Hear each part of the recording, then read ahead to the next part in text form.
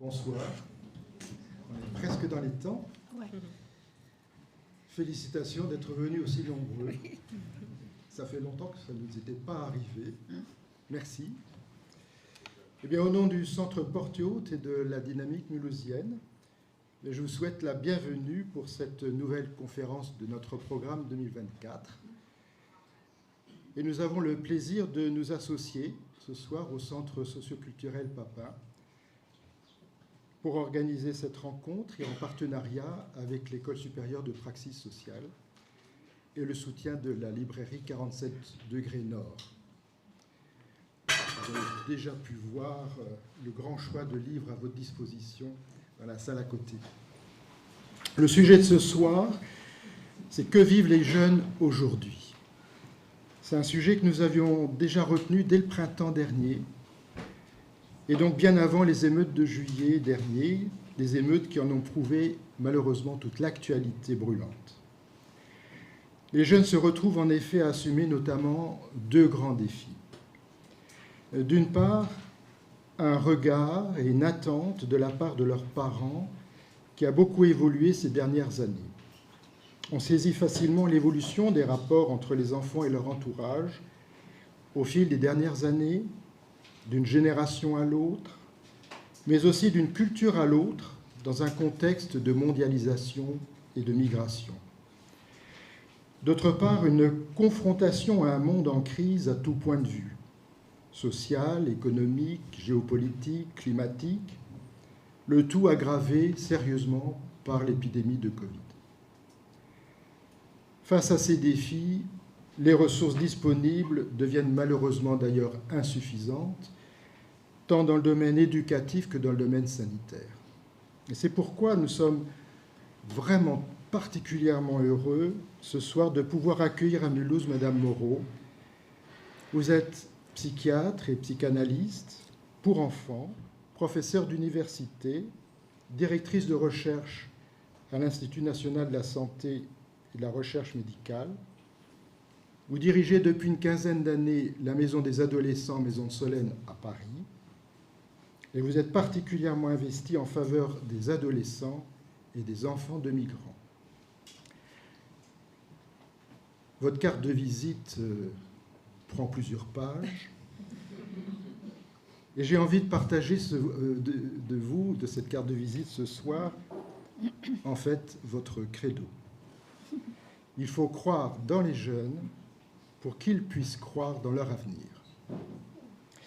Vous avez d'ailleurs un petit mot, je crois, en espagnol, que vous avez légué votre grand-mère et qui peut se traduire un peu en français par pépite. Une pépite qu'il faut savoir trouver en chacun de nous et en chacun des jeunes, trouver, découvrir et valoriser. Ce mot, je ne vais pas le prononcer à votre place. Illusion. Merci d'être avec nous ce soir et de nous accompagner dans cette direction.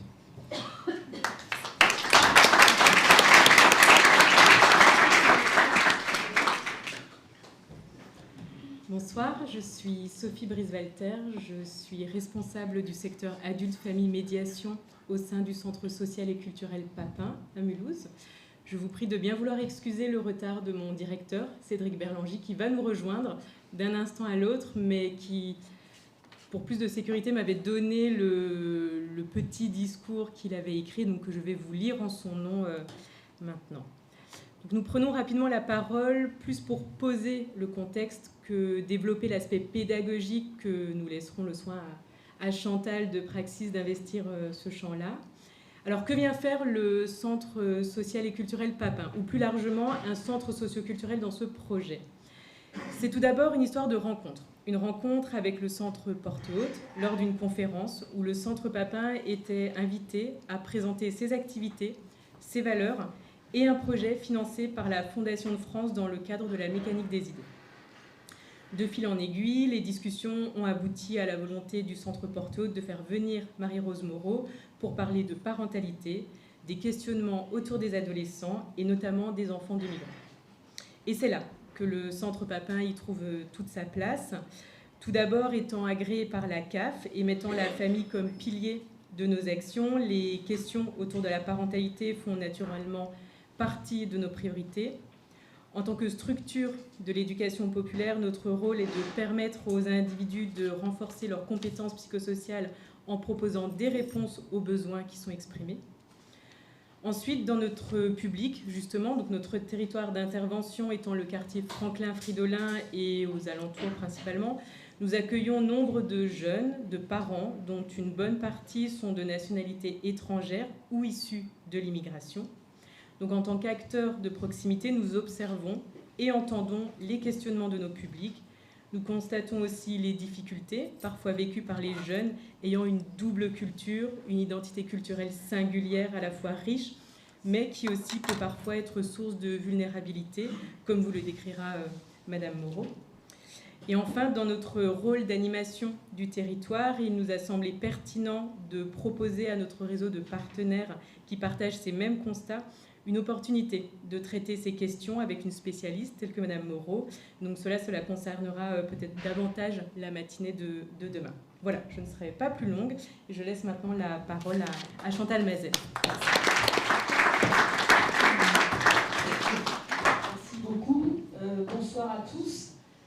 Je dois avouer que pour cette soirée, nous n'avons pas fait grand-chose, si ce n'est d'accueillir, entre guillemets, la belle initiative portée par le Centre Autre et le Centre Papin. Mais on est ravis. On est ravis parce que la venue de Madame Moreau, de Marie-Rose Moreau, rejoint bien de bon nombre de nos préoccupations autour de la question ethnoculturelle et autour de la question interculturelle, qui est un élément central dans les formations. Donc, entre ce soir et demain, nous aurons l'occasion de réfléchir ensemble. Voilà, je crois que l'école est là aussi pour vocation d'être un lieu où on fait se rencontrer les gens. Et donc, voilà, c'est une magnifique occasion pour nous. Puis, je ne vais pas continuer plus longtemps. Et un des rêves de ma vie, c'était de rencontrer Marie-Rose Moreau. Je l'ai comblé ce soir, et il m'appelle Chantal et la belle Marie-Rose.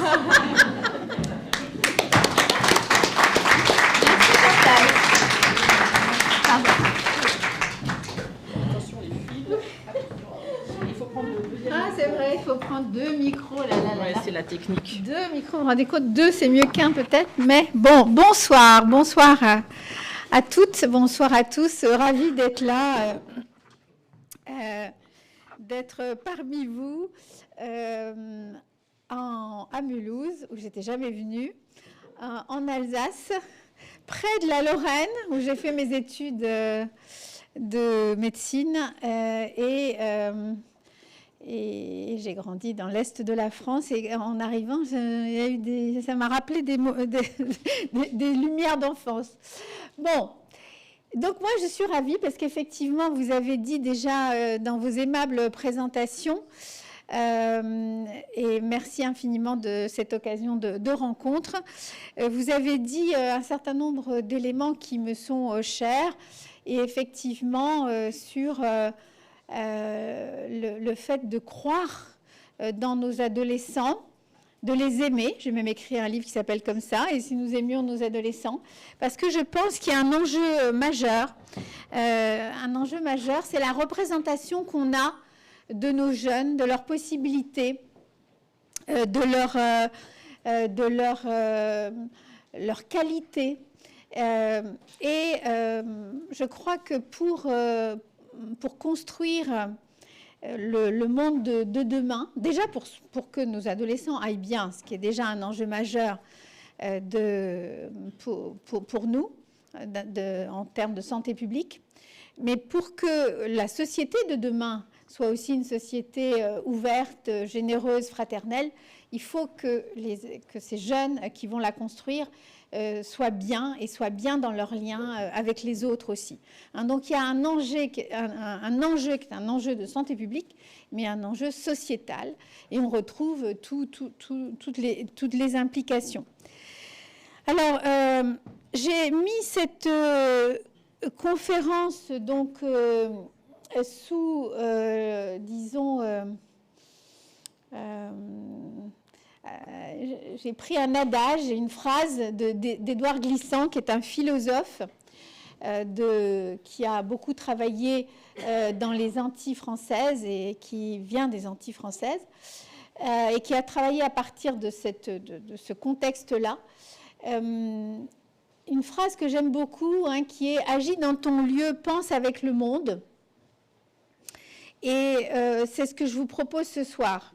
Que, bien sûr, on a un certain nombre de problématiques avec nos jeunes gens, des problématiques sociales, éducatives, de santé, des problématiques existentielles.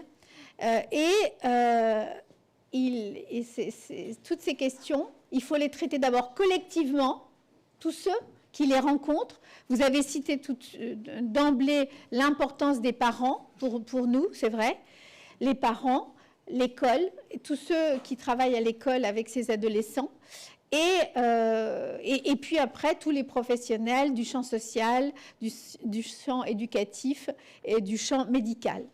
Donc, j'aime beaucoup cette phrase-là parce que, d'abord, je pense qu'elle est profondément optimiste. On peut transformer les destins, on peut agir, on peut faire, mais il faut faire avec la jeunesse elle-même, avec leurs parents et avec les professionnels, dans le contexte. Alors, moi, j'aime beaucoup, c'est ma spécialité, les questions transculturelles, interculturelles, mais justement, le contexte de chacun, les ressources de chacun, les croyances de chacun, etc., tout ça, c'est très important. On ne travaille pas avec des vérités que l'on définirait nous-mêmes, mais avec les ressources du monde tel qu'il est.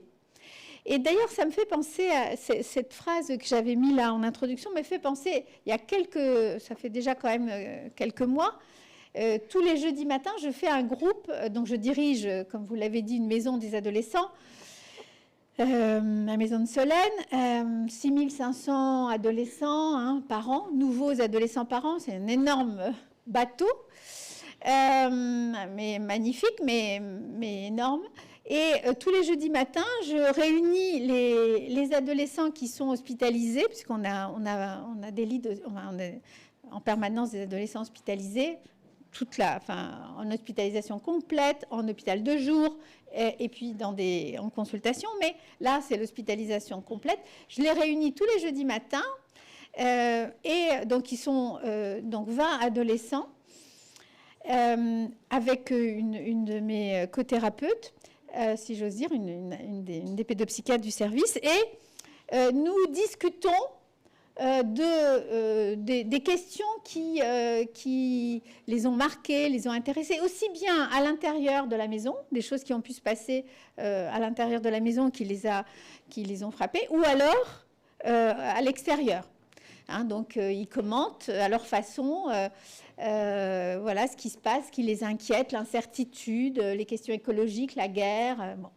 Et c'est pour moi un lieu extraordinaire de rencontre et d'observation. Et alors, il y a quelque temps, il y a un jeune homme, donc tous les jeudis matins, je réexplique les règles, comment ça marche, ce groupe d'échanges et de paroles. Et c'est un groupe, il faut que je dise que c'est un groupe obligatoire. C'est-à-dire qu'il y a des tas de choses qui sont facultatives dans l'hospitalisation. On peut choisir de faire du théâtre, on peut choisir de la musique, de la poésie, je ne sais pas quoi. Mais on ne choisit pas, on va au groupe de parole. C'est obligé. Pourquoi ? Parce que c'est un endroit où on parle des questions collectives. Et que donc, ça c'est le premier point. Le deuxième point, c'est que moi, j'ai besoin de les voir, mes adolescents, tous les jeudis matins, donc c'est obligé, parce qu'il faut que je les connaisse. Bon, donc, c'est une contrainte, et vous allez voir, c'est important, parce que ça joue, évidemment. Il y a des adolescents qui peuvent dire, bon, envie d'y aller, moi. Si, c'est obligé. C'est obligé. C'est obligé, tu dois y aller. Mais je veux pas. Tu y vas et tu dis que tu n'as pas envie d'y aller. Et tu discutes, tu donnes ton point de vue. Alors bon, ils viennent toujours, hein, tout le temps, mais effectivement, là, ça commence comme ça. On se présente les adultes qui font le groupe. On est 2 plus une stagiaire qui le fait avec nous. Et puis après, je donne la parole à chacun, et chacun, soit il dit une question qu'il veut mettre à l'ordre du jour, soit il dit comment il se sent. Une image ou une couleur ou un animal, je me sens tortue ce matin, ou je me sens gazelle, ou je me sens en colère, etc. Donc, ils ont cette possibilité-là, en disant leur prénom, de dire aussi ce qu'ils ressentent.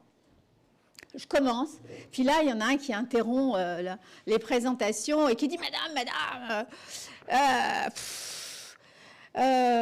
vous êtes sûre que je suis obligée de rester là? Parce que moi, je ne sais pas faire des images. Je n'ai rien à faire de vous dire, de trouver une image pour vous dire comment je me sens. » Je dis « Bon, ben, tu sais, c'est obligatoire. » Donc reste, et puis si à l'expérience ça te plaît pas, ben, tu diras pourquoi et on va essayer de le modifier. Bon, d'accord, bon, on finit les présentations, on commence la discussion. Ce jour-là, on parle, c'était le début de la guerre en Ukraine, je crois, donc il commence à parler beaucoup de la question de la guerre, et puis, mais madame, on croyait que la guerre, c'était plus possible. Mais quand même, les adultes, ils sont fous.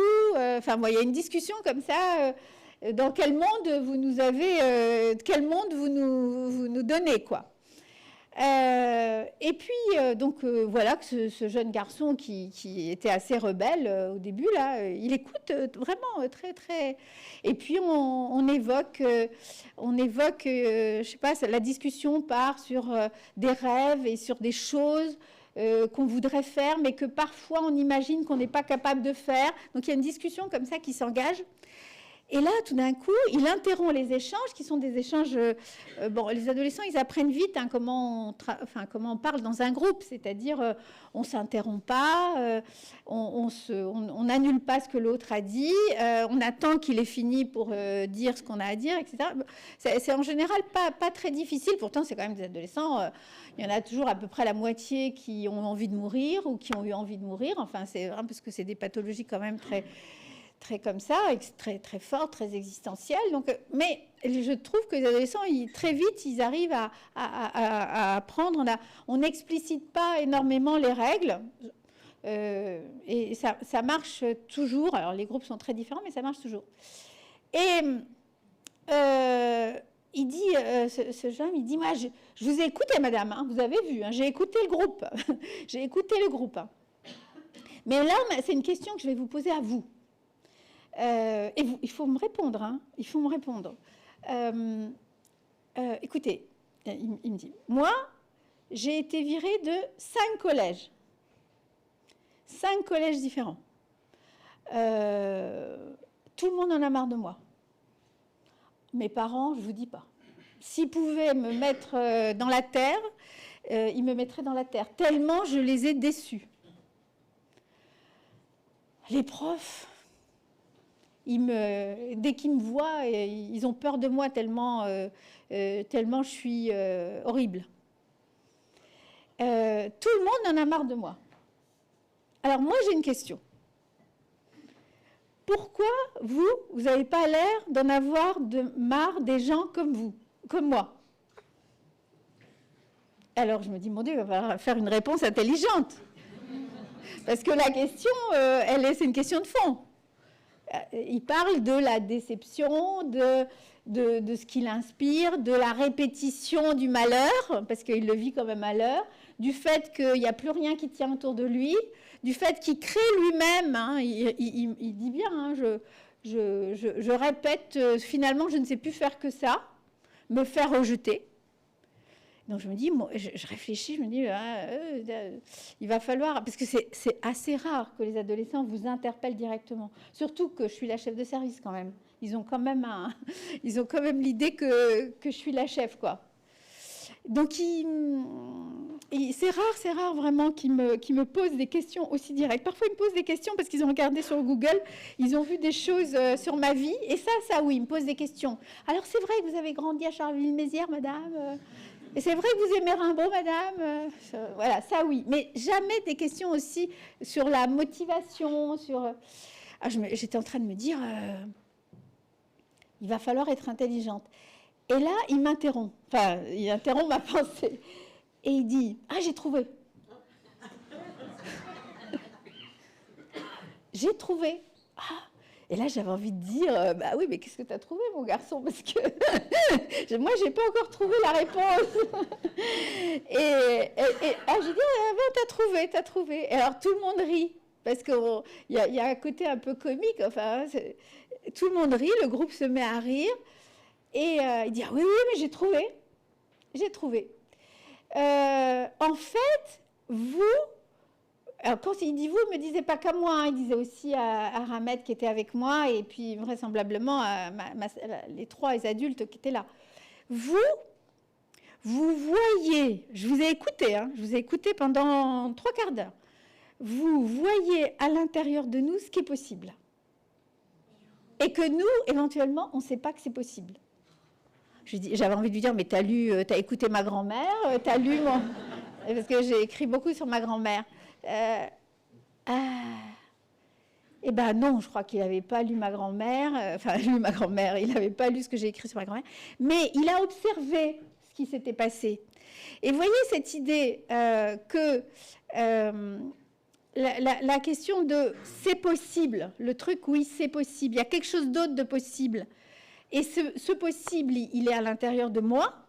Ça, je pense que c'est vraiment quelque chose de très important, d'autant plus quand les adolescents sont fragilisés, quand ils ont douté de la vie, ou comme celui-là qui a perdu tout espoir finalement de se retrouver comme un élève banal dans un collège banal avec un cursus banal. Il ne pouvait parce que se faire remarquer que par cette répétition d'actes négatifs au fond.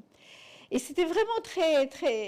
Alors, à la fin, je lui dis, mais tu sais, ta réponse, est-ce que je peux la garder? Et puis, est-ce que je peux en parler? Ah ben oui, vous direz, madame, que c'est moi. Et je lui dis, ben, comment? Je vais pas dire ton vrai prénom quand je vais parler. Ah ben si, madame. Ah si. Et si. Ah ben si, il faut dire mon vrai prénom. Il s'appelle Farid. Et ben, c'est vraiment... vous voyez, et ça, c'est des choses qui arrivent énormément, hein, c'est-à-dire cette idée que comment on va aller chercher les ressources, les secondes chances, les autres parcours possibles, et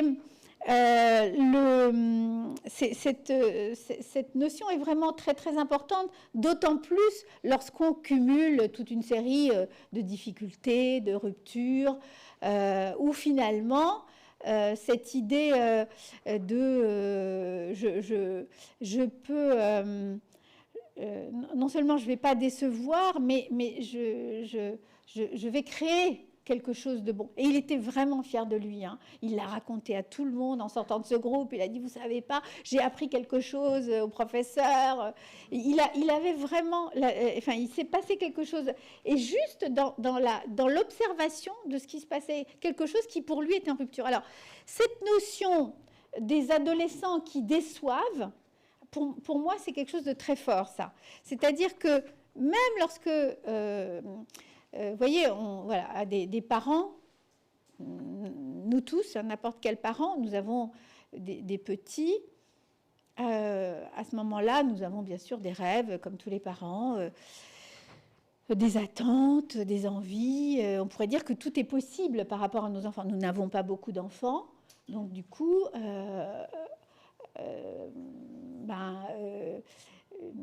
nous espérons que nos enfants, disons, portent un certain nombre de rêves, des fois des choses contradictoires. Hein. On veut qu'ils soient très, très, très intellectuels, mais aussi artistes. Ah, ben, puis qu'ils fassent du sport, et que si, et que ça. Hein. Non, ben si. Donc, et puis, évidemment, ça ne tient pas toujours compte de l'état de nos enfants. Hein. Il y a des enfants, effectivement, qui apprennent à lire tout seuls, qui ont un rapport comme ça à l'abstrait, à l'oral, à l'écrit très facile. Et puis d'autres qui vont avoir besoin de beaucoup de temps, beaucoup plus de temps pour apprendre à lire et à écrire, par exemple. Et donc, il y a bien sûr des tempéraments des enfants. Et donc, pour certains enfants, c'est difficile d'être tout ça à la fois, y compris à l'école, hein, parce qu'on voit à l'école, malgré la notion de cycle, il n'y a pas beaucoup de... Là, je m'occupe moins d'enfants petits, mais je me souviens à Vicenne, dans mon centre, j'avais un centre on appelait ça le centre du langage, hein, toutes les difficultés orales ou écrites pour les enfants. Et des fois, on nous envoyait des enfants au CP à Noël en disant qu'ils étaient en échec, les enfants. CP, Noël. Ils étaient rentrés en septembre. Et on nous disait, il est en échec, madame. Wow. Non, laissez-lui le temps, quoi. Surtout que normalement, il a 2 ans pour apprendre à lire et à écrire. Mais, vous voyez, et puis on se reconnaît même en tant que parents, hein, cette manière d'attendre des choses des enfants dans quelque chose qui est trop normatif pour la question du développement. Et donc, mais quand même, les parents de petits, les parents d'enfants d'âge scolaire, il y a encore des possibilités de se rencontrer, des possibilités de parler avec d'autres parents. Alors les tout petits à la crèche, à la PMI, hein, les plus grands autour de l'école, etc. Puis après, on arrive à l'adolescence. À l'adolescence, les parents d'adolescents, ils ont, et ça pour moi, ça a d'ailleurs fait partie, j'ai fait un rapport là-dessus, mais les parents d'adolescents, ils n'ont plus beaucoup de lieux de ce que moi j'appelle des situations de commère et de copère, c'est-à-dire des situations où on va s'appuyer sur nos alter-ego pour échanger, pour nos adolescents. Bah, lui, il est comme ça, lui, il claque les portes systématiquement, bah, ouais, comment on fait? On attend qu'il se calme, ou alors on lui dit non sur le moment, évidemment, ça empire. Bref, toutes les discussions qu'on peut avoir autour de comment on fait avec les adolescents, puis surtout quand il commence à y avoir des difficultés. Le mien, il fume 2 joints avant de partir, sinon il ne peut pas partir à l'école. Qu'est-ce que je fais? Bon, mais ça, c'est des questions qu'on devrait pouvoir échanger avec d'autres. Mais en fait, pour les parents d'adolescents, il y en a très peu des lieux comme ça. Il y en a très, très peu. Et donc, alors en plus, si vous avez un adolescent qui ne se comporte pas comme les autres, ou qui ne mange plus, ou qui mange trop, ou qui sort plus de son lit, ou qui a arrêté toutes ses activités, ou qui fume, sinon il ne peut plus bouger, etc. Alors là, vous êtes encore plus seul. Nous, on a des groupes de parents. Hein. Alors, on fait des groupes, bon, c'est une option, hein, par pathologie, c'est-à-dire les parents de patients anorexiques, les patients, etc. Les parents de patients qui ont des phobies scolaires, par exemple. Et parce qu'ils ont quelque chose en commun, une difficulté en commun. Et puis, on fait de la thérapie multifamiliale, c'est-à-dire plusieurs familles ensemble qui se réunissent. C'est sur à peu près 10 séances. Et on passe des demi-journées ensemble où il y a à la fois des temps de consultation et d'activité. Mais vous voyez, par exemple, la patiente anorexique, elle va avec d'autres parents qui, d'ailleurs, s'en sortent beaucoup mieux avec cette patiente qu'avec leur propre fille. Parce qu'ils ne sont pas pris dans les mêmes enjeux et ils comprennent très bien pourquoi elle n'arrive pas à manger, mais leurs filles, elles ne comprennent pas du tout. Et pareil pour les enfants, non, c'est vraiment la thérapie multifamiliale, on a découvert ça, nous. Bon, ça vient d'Angleterre et d'Argentine. Nous, on s'est formés en Angleterre. Et on fait ça depuis l'équipe de thérapie multifamiliale, depuis alors, la thérapie familiale, on en a fait depuis toujours, mais la thérapie multifamiliale 7-8 ans peut-être. Et c'est magnifique, hein, c'est vraiment cette idée de pouvoir échanger avec d'autres parents. Alors là, c'est médiatisé, il y a les thérapeutes qui sont là, et ça marche très bien, hein. On a évalué, ça a été évalué déjà sur le plan international et nous on l'a évalué, ça marche extrêmement bien. Mais ce que je voulais dire, c'est que à cette période-là, les parents, ils sont souvent, et pour peu qu'il y ait de la souffrance ou de la difficulté, ou parfois c'est aussi des adolescents qui ont eu soit des handicaps ou des maladies chroniques, les parents sont déçus. Ils sont vite pris par la déception. Hein. C'est pas comme ça qu'on imaginait notre enfant. Et ça, c'est quelque chose. Ça et la culpabilité, c'est des choses très, très, très, à la fois qui font mal aux enfants et qui font mal aux parents. Et qui sont évidemment pas du tout constructives. Mais bon, voilà, on est pris dans ce type de choses. Mais cette déception de se dire, ah ben, c'est pas du tout comme ça que je voyais mon adolescent. Avec, en plus, il y a des questions de génération, hein, il y a des préoccupations des adolescents, je ne sais pas, sur les questions de genre, tous ces adolescents qui se posent des questions sur leur genre, vous savez combien c'est très important. Ces adolescents qui n'arrivent pas à aller à l'école, alors ça c'est encore plus important. Vous imaginez un adolescent qui n'arrive pas à aller à l'école, mais ça perturbe totalement la vie de la famille. Les parents ne peuvent plus aller travailler, ils ne peuvent pas aller travailler tranquille. Ils laissaient leur enfant à l'intérieur de la maison, mais ils me disent, mais c'est pas, madame, c'est pas le normal de laisser son enfant à l'intérieur de la maison et nous d'aller travailler. Donc on se met en arrêt. Vous voyez, c'est des choses... Alors évidemment, là, je prends des situations tragiques, mais parfois, c'est des choses un peu moins tragiques dans l'absolu, mais qui mettent les parents en difficulté. Mais surtout parce qu'ils sont seuls aussi. Ils sont seuls. Ils se croient d'ailleurs seuls. Par exemple, aujourd'hui, je pense qu'on peut un peu plus parler de l'anorexie.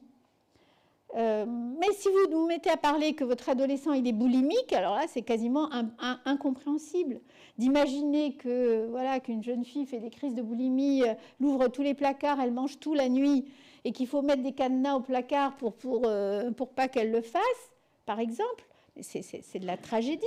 C'est quoi notre fonction à nous parents? C'est de les nourrir, nos enfants. Et là on rentre dans des systèmes d'interaction qui sont fous. Mais là, encore une fois, je prends des situations limites. Mais après, il y a des situations beaucoup plus du quotidien, mais quand même, un peu, je suis déçue. Je ne m'attendais pas à ça. Alors, question de genre, ça nous touche aussi très profondément, parce que les questions de genre, moi, j'ai eu une petite fille, maintenant, voilà qu'elle veut être un garçon. Est-ce que c'est encore ma fille, quoi? Enfin, est-ce que c'est mon fils? Enfin, les questions se... Voilà, donc... je ne sais pas pourquoi je vous racontais tout ça, mais c'était pour vous dire que les questions de penser avec le monde sont très importantes et que donc il faut agir en tenant compte de ces éléments-là, mais sans oublier le rêve et le possible. Et la deuxième phrase que j'avais mis en exergue, c'est... il n'y a pas d'identité... Alors, c'est toujours glissant. Il n'y a pas d'identité culturelle, il n'y a que des pieds. C'est une image, mais pour dire... parce qu'on parle des jeunes, donc on parle de la construction identitaire, qui je suis, évidemment, à cette période où je vais me séparer un peu des pratiques et des représentations de mes parents. Je vais investir les enseignants, les amis... je sais pas, la paroisse si je suis croyant, le quartier, le sport, la musique, etc. Et en tous les cas, je construis qui je suis dans la filiation de le fils, la fille de mes parents, même s'il y a du flou des fois maintenant dans cette question, mais je suis le fils ou la fille. Et les affiliations, c'est-à-dire les appartenances, mes appartenances qui me sont données par l'endroit où je suis née, par d'où je viens, mais aussi par des choses que je vais choisir. Je suis très intéressée par le rap américain, ou je suis très intéressée par la poésie thaï, ou par le flamenco pour moi. C'est une affiliation. Donc la question de la construction est très très importante et on va le voir évidemment, ça concerne tous les adolescents. Pour les adolescents enfants de migrants, il y a une sorte de complexité et de richesse supplémentaire, mais c'est pour tout le monde le même processus, et avec évidemment la question donc de me différencier de mes parents et de me construire, avec cette idée d'ailleurs assez intéressante où les adolescents, ils ont l'impression et c'est vrai pour toutes les générations, nous avons l'impression que nous opposons et qu'au fond on se construit des choses différentes de la génération d'avant, de la génération de nos parents. C'est vrai. Et en même temps, il y a un peu de même quand même. C'est vraiment la question de la transmission. C'est-à-dire que c'est à la fois différent, mais pareil. Et c'est ça d'ailleurs qui fait quelque chose de l'identité collective. C'est cette dialectique-là. Et c'est pareil, lorsqu'on va devenir parent, c'est pareil. On a l'impression que l'on ne fait plus du tout comme faisaient nos parents. Puis en même temps, il y a quelque chose qui ressemble. Mais c'est vraiment ce que les anthropologues comme Margaret Mead, Marcel Mauss ont conceptualisé sur l'importance de la transmission et l'importance de ce qu'on appelle en anthropologie l'enculturation. C'est-à-dire comment se transmet la culture. Elle ne se transmet pas qu'avec des mots, elle se transmet beaucoup avec des pratiques, des techniques du corps, des manières de s'occuper des bébés et ensuite des grands. Mais c'est vraiment quelque chose de l'ordre de la transmission. Mais à l'adolescence, c'est très important. Et moi, j'ai l'habitude de dire que le rôle des parents, c'est de transmettre, et de transmettre systématiquement. Ils transmettent tout ce qu'ils veulent, tout ce qu'ils peuvent. Le rôle des adolescents, c'est quand même de choisir. Enfin, ils vont se construire justement pour faire ce processus générationnel.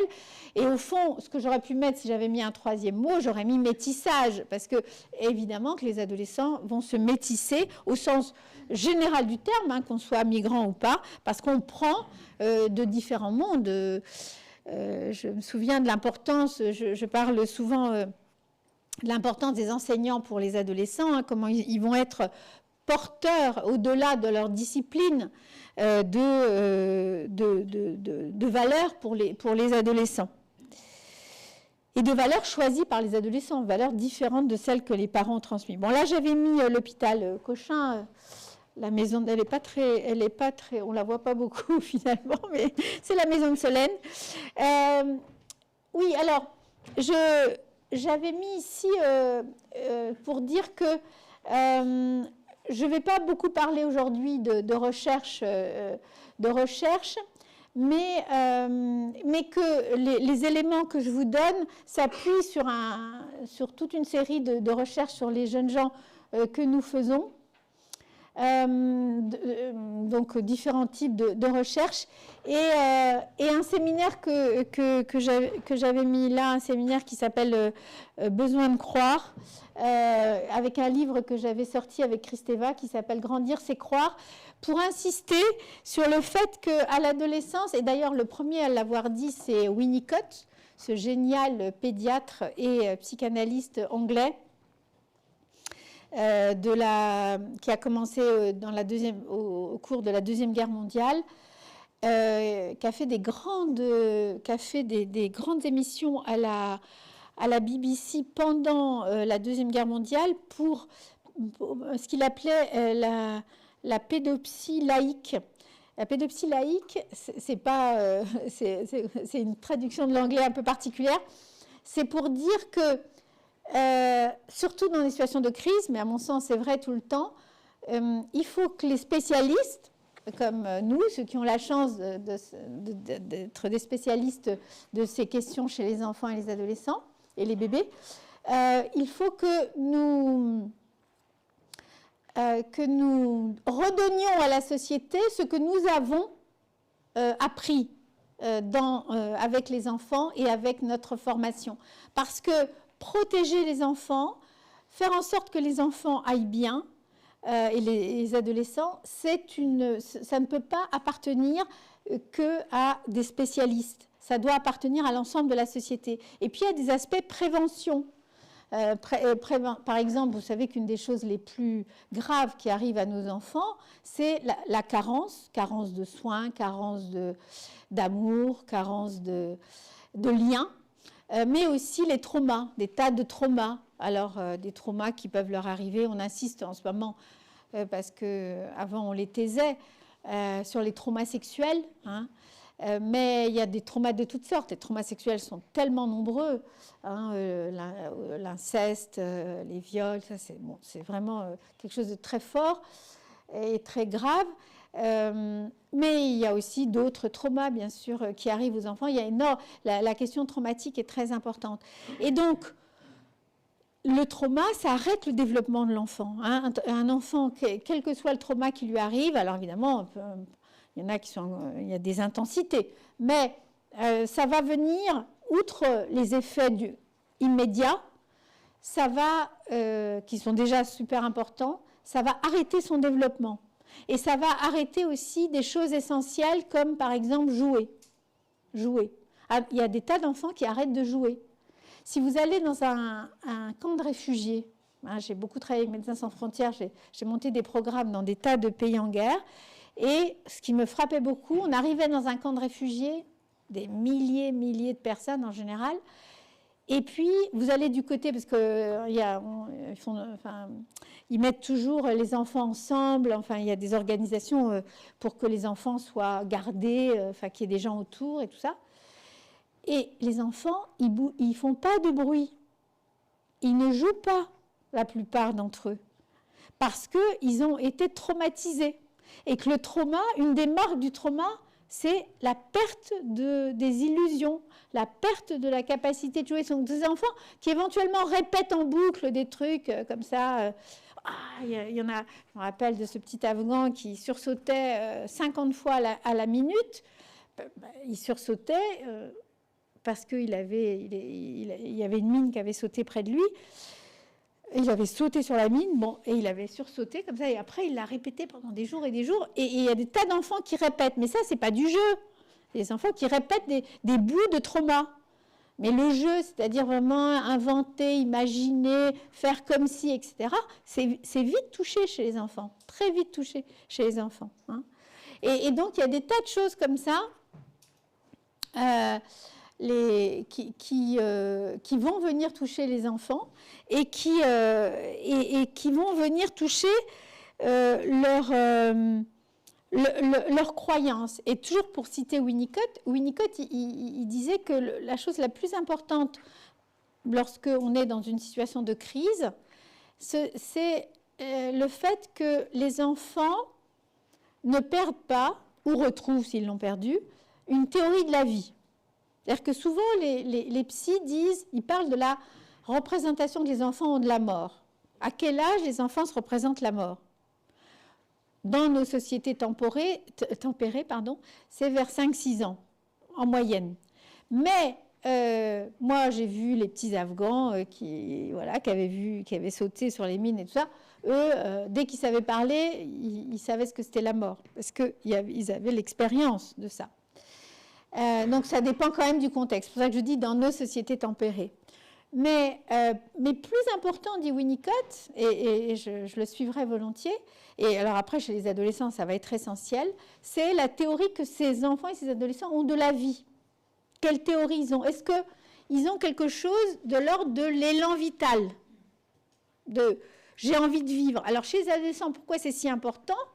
C'est que pour devenir adulte, et donc au fond qu'à ce moment-là l'élan vital il ne dépend plus que d'eux, pour qu'ils fassent ce seuil-là, ce passage, ce saut, et que ça ne dépende plus que d'eux,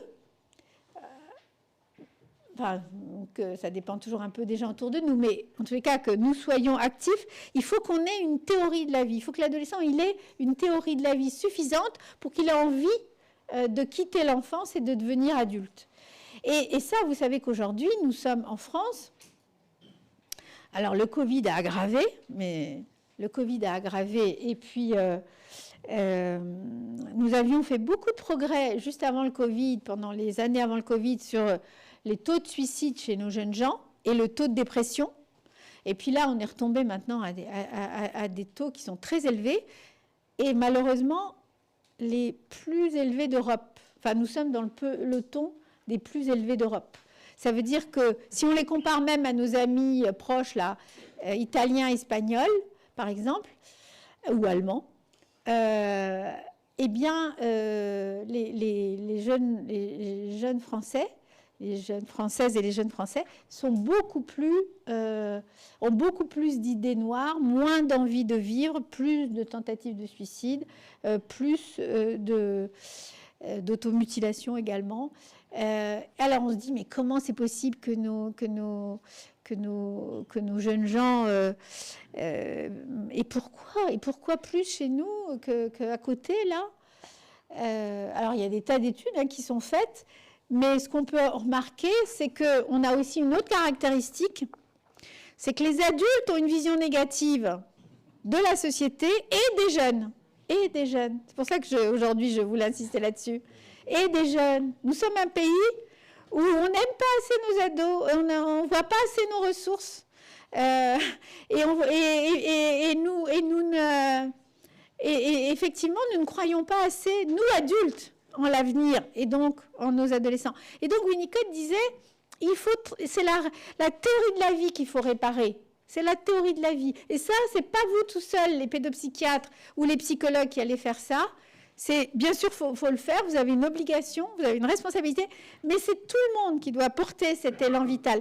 Avec cet objectif que Winnicott donnait à la société, il disait l'objectif de tous ceux qui un jour rencontrent un adolescent, c'est de faire en sorte que nos enfants et nos adolescents soient capables de construire un monde meilleur que celui qu'on leur a légué. Pas mal comme objectif, hein? Mais pour ça, il faut qu'ils aient une théorie de la vie, hein? Il faut qu'ils aient une théorie de la vie et du demain, et de demain. Et dans une situation de grande incertitude, dans une situation donc écologique, guerre, répétition d'événements très incertains, il y a cette incertitude qui pèse et qui pèse donc sur ce besoin de croire. Kristeva, ça c'est une expression de Kristeva, elle dit tout adolescent est un croyant. Mais encore faut-il qu'il le soit croyant. Pas au sens qu'il soit monothéiste et qu'il croit en un Dieu ou un autre. Bien sûr, ça peut être aussi, ça fait partie des choses qui peuvent l'aider à tenir, à tenir la vie, mais c'est d'une manière générale, être croyant au sens de croire en quelque chose. Ça, c'est une expression de Kristeva. Et donc, vous voyez que cette question est quand même très importante. De grandir, c'est croire. Et au fond, lorsque nous, on va rencontrer des adolescents blessés par la vie ou qui ont eu envie de mourir, la question qui va se poser pour nous, bien sûr, c'est de reconstituer cette théorie de la vie. Mais vous voyez un certain nombre des adolescents qui ont eu envie de mourir, ils ont perdu la foi dans les adultes. Ils ont perdu l'idée, parce que sinon, vraisemblablement, ils auraient été parlés à cet adulte, ou un adulte, un représentant. Et ils ont perdu l'idée que les adultes pouvaient justement les prendre et les emmener, les accompagner.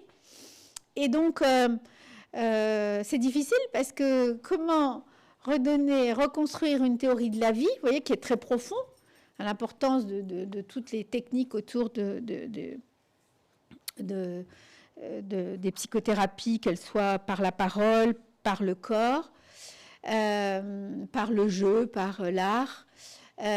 Donc, de reconstruire ces théories, mais ça passe toujours par la relation avec un adulte. Mais si j'ai perdu la confiance des adultes, comment je fais ?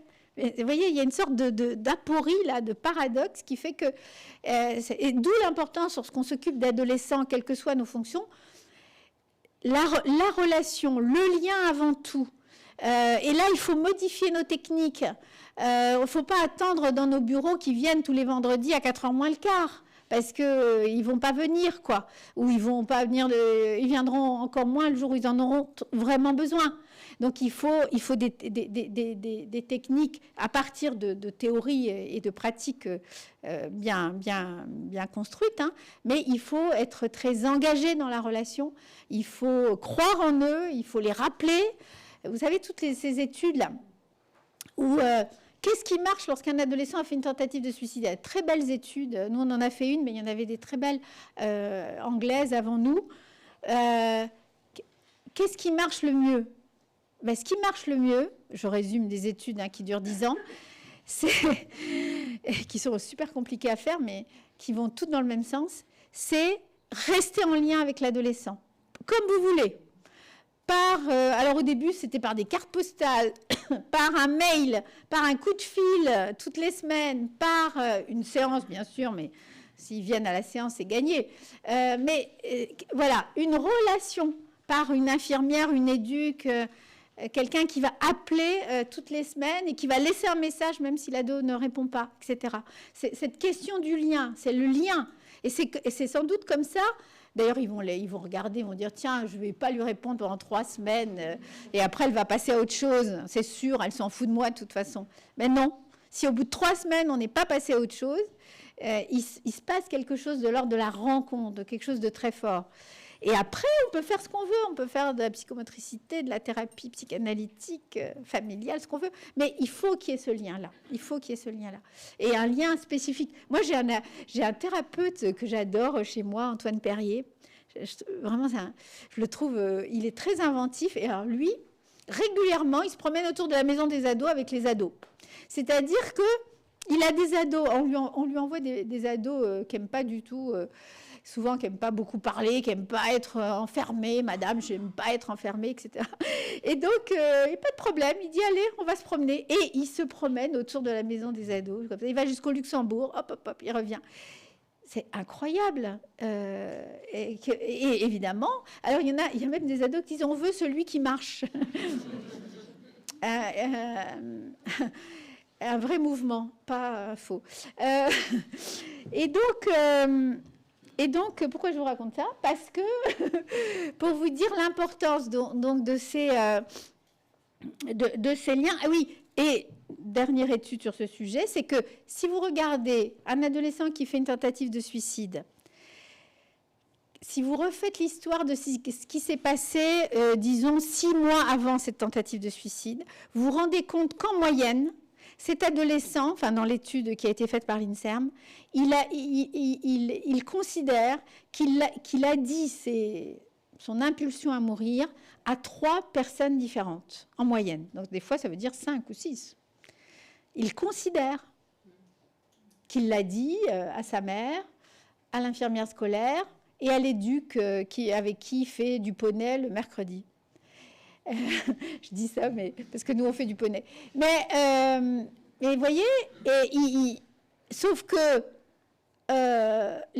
sans doute que les 3 personnes ne l'ont pas perçu comme ça, parce que sinon ils auraient fait quelque chose. En tous les cas, et l'ado il dit j'ai dit, mais il s'est rien passé. Alors des fois ils disent pas clairement, hein, ils se mettent devant et puis c'est tout. Mais lui, si vous l'interrogez, il dit j'ai dit ou j'ai montré. Hein, j'ai été à l'infirmerie scolaire tous les jours de la semaine. Et il a montré qu'il n'allait pas bien. Mais alors après, comment on traduit ça, hein? Mais voyez cette question de « j'ai dit ». La question, c'est « à qui tu l'as dit ?» Et il répondait « j'ai dit à telle personne, à telle personne ». Et donc, c'est pas facile parce que cet ado-là qui est allé voir l'infirmière scolaire tous les jours à 10 heures, après, au moment de la récréation, il était peut-être content. Il s'amusait, il jouait, il riait. Et puis en classe, dans les matières dans lesquelles il était content, alors peut-être pas en mathématiques ou je sais pas, mais dans d'autres matières, il pouvait être... bon, c'est difficile, quoi. C'est ça que je veux dire, c'est que c'est la question de... Juste... Moi, et je bouge, moi. C'est la question d'être capable de comprendre la sémiologie de la détresse à l'adolescence. Et si on cherche la dépression comme l'âge adulte, on ne la trouvera pas. Et souvent, ces adolescents, les miens, là, je vous dis, la moitié, ils ont fait des TS sur les 20. Mais moi, tous les soirs, je les entends tous, et ça, je suis sûre qu'ils sont tous, parce que ça fait du bruit, sauter. Et quand je vais voir ce qui se passe, ils disent qu'ils font la fête pendant un quart d'heure. Ils sont tous, alors qu'il y en a un qui, l'après-midi, a dit qu'il allait mourir. Et qu'il a déjà essayé de mourir, et qu'éventuellement, on l'a rattrapé. Il est rentré dans une situation d'urgence, quoi. Donc, c'est authentique. Hein, je ne dis pas que ce n'est pas authentique, au contraire, c'est très authentique. Mais c'est-à-dire que je suis adolescent, mais je suis suicidaire, mais je reste un adolescent. Hein. Toute ma vie n'est pas... la vie, là, celle qui me reste, c'est pas une blessure ouverte. La blessure, elle est à certains moments... et donc, vous voyez, c'est là l'enjeu de la formation, de la supervision, du travail pluridisciplinaire. Moi, je plaide aussi beaucoup pour qu'on travaille avec l'école, avec les collèges, avec les lycées, et qu'on puisse repérer, parce qu'à l'école, moi, j'ai beaucoup de troubles du comportement alimentaire aussi. Les dames de la cantine, elles savent très bien que les ados, elles sont anorexiques. Hein, ça se voit, mais elles le voient aussi dans leur manière de manger. Et sauf que jamais on va prendre en compte ce qui se passe autour de ces adolescents à l'école. Très rarement, en tout cas, on le prend en compte, mais très tardivement. Donc cette question de l'expression de leur détresse.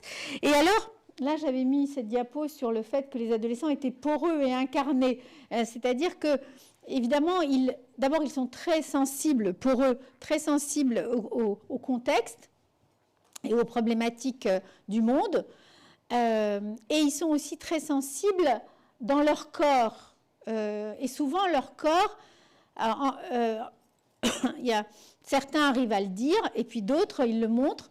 Il y a aussi une question de genre. Hein. Les filles ont un petit peu plus de capacité, sans doute du fait de l'éducation, hein, à parler qu'à montrer leur corps, et les garçons, le contraire. Mais nous, on a un accueil sans rendez-vous. Il y a des ados qui arrivent, ils se pointent devant l'accueil, et puis ils disent rien. Et tu viens pourquoi? Tu veux voir qui? Et des fois, ils finissent par dire « Oh, c'est mon copain ». Oui, qu'est-ce qu'il a, ton copain? Puis là, éventuellement, ils disent quelque chose. Et il y a vraiment cette manière d'incarner, de montrer qu'on va mal, mais qu'il faut traduire avec eux. Et donc, ça me fait, cette idée-là me fait penser à quelque chose. On travaille pas mal avec les Québécois sur ces questions à la fois ados et transculturelles. Et je me souviens... alors c'était avant les attentats chez nous et après les attentats de 2011 chez eux. Ils étaient extrêmement inquiets par les questions nous on appelle radicalisation, mais eux ils appellent ça polarisation. Et les questions de violence, y compris les violences à l'école pour des raisons donc sociales, culturelles, harcèlement et tout ça.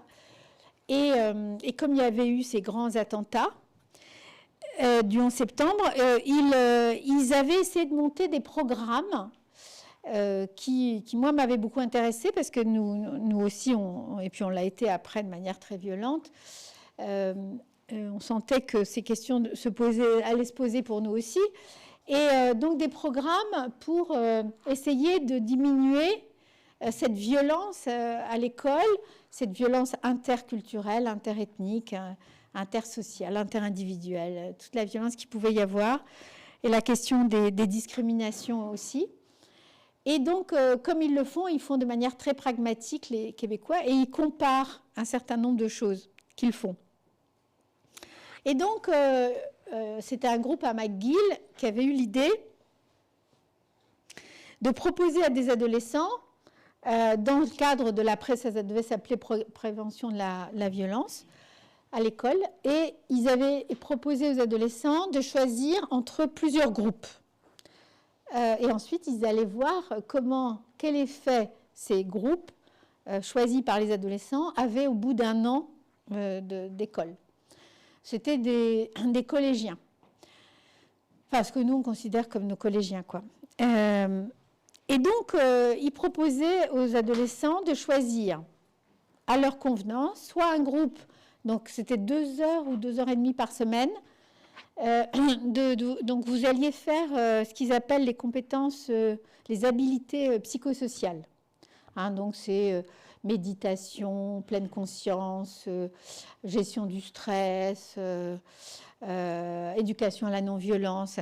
Voilà. Ça, c'est habilitation psychosociale. Donc, les adolescents pouvaient choisir ce groupe-là. Donc, voilà, vous pouviez choisir aussi des groupes autour d'une pratique très corporelle. Donc, c'était des sports, des arts martiaux, il y a plein d'arts martiaux différents, mais vraiment, vous engagez votre corps avec toute la question de la maîtrise, de la violence et tout ça. Bon, arts martiaux, on va les appeler. Le troisième, c'était des sports collectifs. Hockey, handball, etc. Alors, il y en avait 5. Ah oui, le quatrième, c'était, on va dire, des ateliers philo, hein, où on allait faire un débat toutes les semaines sur ce qu'on voulait. Mais enfin, il y a des animateurs de débat. Et puis, le dernier groupe, c'était la géopolitique.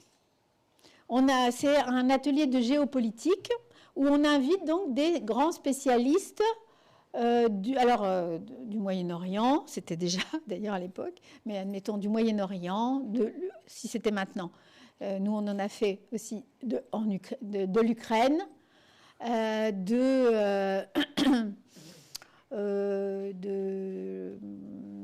l'histoire coloniale, de l'histoire post-coloniale, etc. Mais de la géopolitique. Comment les idées, les rapports de force circulent, qu'est-ce qui se passe au Moyen-Orient entre les Israéliens, les Palestiniens, etc. Donc vraiment de la géopolitique, de crise un peu, hein, en prenant des, je sais pas, au Rwanda, etc. Hein, tous les lieux de crise très importants.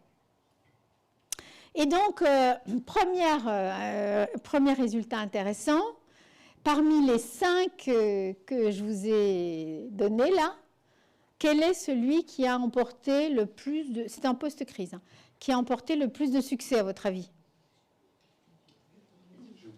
Géopolitique. Mais comment vous l'avez trouvé? C'est parce que c'est moins logique. Vous voyez, ça paraissait le moins logique, et comme je l'ai présenté comme ça, en plus je l'ai gardé pour le dernier, je n'ai pas été très habile. Donc c'est le moins logique, mais c'est celui qu'elle a mis en dernier, donc c'est comme les QCM, donc c'est ça. Oui, bah oui, c'est ça. Mais c'est lui qui a remporté le plus de succès, alors qu'il ne s'y attendait pas. Il pensait que c'était les sports, et peut-être les habiletés psychosociales, mais pas du tout. Géopolitique, ça a été, mais vraiment... donc, il a fallu faire plus de groupes de géopolitique, etc. Puis, comme ils voulaient évaluer les 5, ils ont été en difficulté, parce qu'il y en a qui... Bon, alors après, ils ont essayé d'adapter un peu, mais voilà. Et manifestement, cette question de la géopolitique était vraiment très... Mais quoi? Des données, des expertises, des faits, des idées aussi. Et c'est vrai. Et donc, nous, après, on a pris un peu exemple sur eux, mais... C'était vraiment très intéressant de voir que, ceci dit, dans des études que nous on a fait sur les émeutes en 2005 à Paris, on a eu un peu la même chose. Hein, j'ai dit aux ados, qu'est-ce que je peux vous donner en cadeau, là, en échange de ce que vous m'avez donné pour faire cette étude, hein, puisqu'ils ont répondu à nos questions. Et ils ont dit l'histoire de l'Algérie, donc de la guerre d'Algérie. Ils ne la connaissent pas. Et ils ne la connaissent pas d'ailleurs. Ils savent qu'ils ne la connaissent pas. Mais il y a quelque chose qui se transmet, qui est justement quelque chose qu'ils ne savent pas. Et donc, et qu'ils imaginent des tas de choses pires encore que ce qui s'est passé. Et Dieu sait qu'il s'est passé des choses difficiles. Mais, et puis comment on se réconcilie après avoir fait la guerre, quoi, hein, c'est aussi cette question. C'est la question du post-colonial et du rapport de force. Et donc, moi, ils m'ont demandé ça aussi. Ils m'ont dit, j'ai fait venir des spécialistes de la guerre d'Algérie pour parler à nos adolescents. Quand même, Là, je ne l'aurais pas non plus imaginé que c'est ça qu'ils allaient me demander. J'étais prête à aller me promener dans Paris avec eux, mais ce qui leur plaisait aussi, hein, c'était des ados du 93 et la plupart ne connaissaient pas Paris, hein, de la banlieue nord de Paris. Donc, on a aussi été se promener dans des lieux emblématiques de Paris, mais en premier, c'était la guerre d'Algérie. Et donc, tout ça pour dire que, vous voyez, ils sont vraiment poreux et incarnés, ces ados. Hein. Ils ont vraiment... et ils sont, à leur corps défendant, j'allais dire, ils sont porteurs de... J'ai parlé de transmission tout à l'heure, mais d'histoire subjective, familiale, collective, dont ils ignorent parfois, d'ailleurs, hein, les déterminants, et qu'ils subissent, j'allais dire, parce qu'ils ne sont pas acteurs, mais ils sont pris dans ce type de... Et c'est important de recontextualiser lorsqu'on travaille avec eux. Alors justement, quelques mots sur la position transculturelle qu'on développera demain, mais parce que je n'ai pas regardé le temps. Ah oui. Donc, je vais conclure sur la position transculturelle. Quelques mots sur cette position. C'est que tout ce que je viens de dire sur les ados, c'est vrai pour tous les ados. Mais il y a effectivement ceux pour lesquels qui s'inscrivent dans cette histoire collective des migrations et de naître en terre d'exil et en terre d'accueil. Et j'ai dit tout à l'heure que l'identité, c'était les pieds, donc eux, ils sont d'ici. Mais donc, dans cette situation, il y a la question de la première génération des parents, de la deuxième, voire de la troisième, quatrième génération. Mais il y a toute une série d'éléments, disons, transculturels, qui vont nous permettre d'accéder à la question du métissage. Alors, je ne rentre pas dans les questions méthodologiques aujourd'hui, mais je voudrais sortir de cette question l'importance des métissages pour tous ces adolescents lorsqu'ils vont se construire, donc, dans cette construction identitaire dont je parlais tout à l'heure. Dans la corbeille, ils ont aussi cette histoire-là et ils vont se métisser. Mais se métisser, c'est pas « je choisis ça » ou « je choisis ça », c'est pas « ou », comme dit Laplantine. Hein. Laplantine, il dit « le métissage, c'est « et ». Hein, c'est pas le cul entre deux chaises, comme j'entends dire parfois dans des chansons même. Ils ont les culs entre deux chaises. Non, ils ont deux chaises. Oui, non, mais c'est vrai. Alors, bien sûr que parfois, le passer comme ça de l'un à l'autre, c'est des choses qui sont parfois, surtout lorsqu'on considère que l'un est moins bon que l'autre, évidemment, c'est la hiérarchie qui fait mal, c'est pas la multiplicité. Mais si diversité signifie hiérarchie entre les uns et les autres, oui, ça va faire du mal, surtout à l'estime de soi de ces adolescents. Et que ça, l'estime de soi et la légitimité, ça, c'est des choses qui sont très dures pour les adolescents et qui rendent leur travail de construction identitaire plus difficile. Hein. Et qui les oblige à se battre contre. Et c'est là où ils cherchent ces ingrédients, ces possibles, ces imaginaires polyglottes, comme dit un autre poète, Mbankou, l'imaginaire polyglotte, c'est-à-dire cet imaginaire pluriel, qui ne soit pas un seul imaginaire. On faisait une étude dans un collège sur comment les adolescents imaginaient leur choix professionnel. Et il y en a un qui me dit « Madame, je vais vous dire un truc, mais vous ne le dites pas dans votre étude. Hein, c'est juste, je veux la réponse, mais vous ne les mettez pas dans votre étude. Pourquoi, dans mon collège, mais aussi dans celui de mon frère et celui de mon cousin, seulement les professeurs des technos, ils viennent tous du Maghreb? Et pourquoi ils ne sont pas professeurs de mathématiques ou de français? » Ah, je lui dis, bah ouais, non, ils peuvent être professeurs de mathématiques ou de français. Mais, vous voyez, même dans les étoiles noires, comme dit Thuram lorsqu'il parle des images identificatoires des jeunes, au niveau du sport ou de toute autre chose, il faut pouvoir s'identifier.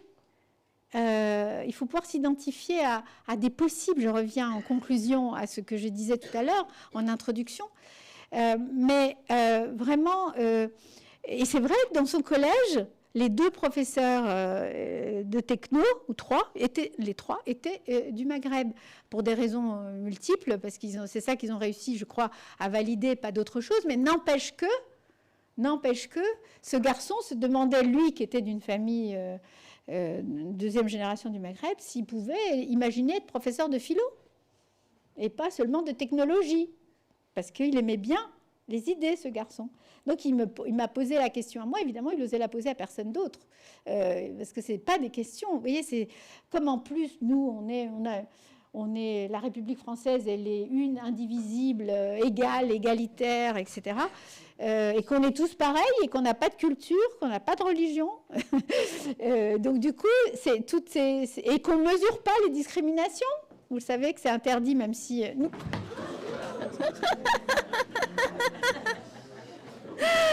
Décidément, c'est trop petit pour moi.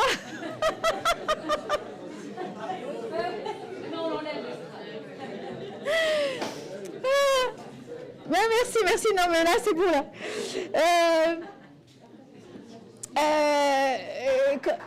Comme on est... on ne peut pas mesurer les discriminations. Alors, même si, heureusement, on est maintenant capable de le faire, y compris dans des études quantitatives, mais vous savez qu'on dit d'ailleurs, on dit statistiques ethniques pour dénigrer ces statistiques qui tiennent compte de la langue maternelle ou de la culture des parents, mais n'empêche qu'il y a bien donc des discriminations. Mais cette question abstraite, d'une égalité abstraite et pas d'une égalité de fait, les adolescents, ils le perçoivent très bien, mais ils savent aussi qu'ils ne peuvent pas expliciter. D'ailleurs, ils n'ont souvent pas le vocabulaire pour le dire. On n'a pas le droit de dire race, on n'a pas le droit de dire je ne sais pas quoi. Ouais, mais il y a des discriminations. Et eux, ils le perçoivent dans leur trajectoire, etc. Bon, donc voilà, je voudrais finir sur l'estrade et sur le mot métissage pour vous donner la parole et vous remercier de votre aimable attention.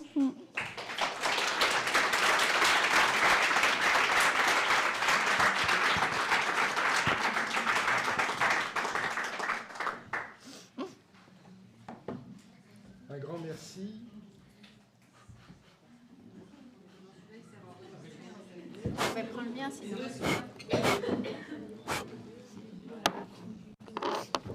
Un grand merci à Marie-Rose Moreau. J'ai regardé, personne ne s'est endormi, bien qu'on n'ait rien entendu. Et je crois qu'on serait parti pour passer la nuit. Ah, il faut prendre les deux. Non, vous en faites pas, ça c'est pour l'angle. C'est bon. Les deux en même temps. Voilà. Oui, d'accord, mais comme j'entends rien là, d'accord. C'est très compliqué la technique. Oui, voilà. Oui, vous nous aviez caché que vous testiez le flamenco. Peut-être que vous pourrez nous en dire plus. Voilà. Un grand merci. Je crois qu'il y a sûrement beaucoup de questions. On a un petit temps devant nous pour essayer de répondre. Ça va être un peu compliqué pour passer les micros. Je précise que nous sommes en train d'enregistrer pour des personnes qui sont en Zoom et que nous sommes aussi en train d'enregistrer pour pouvoir l'entendre en replay pour des personnes qui n'ont pas pu se libérer ce soir. C'est la raison pour laquelle je vous invite à bien parler dans ces fameux micros. Voilà. Et puis il y en a même deux. Donc, en attendant les premières questions, je précise donc, vous avez vu qu'il y a déjà un beau panel de livres signés de Madame Moreau, avec une possibilité de dédicace à la fin, et puis qu'on aura l'occasion aussi de partager un verre du partage tout à l'heure, c'est prévu. Voilà. Alors, pour les premières questions, lancez-vous, c'est toujours les premières qui sont les plus difficiles. Non, allez-y, parce que sinon je vais recommencer mon discours. Ouais. Allez. Alors, si j'arrive pas avec mon fil, vous reformulerez les questions. Celui qui enregistre, en fait, il faudra juste parler un peu. c'est celui-là qu'il faut. Là, mais il faudra reformuler. Sinon, je les la- reformule, voilà. ouais. Voilà.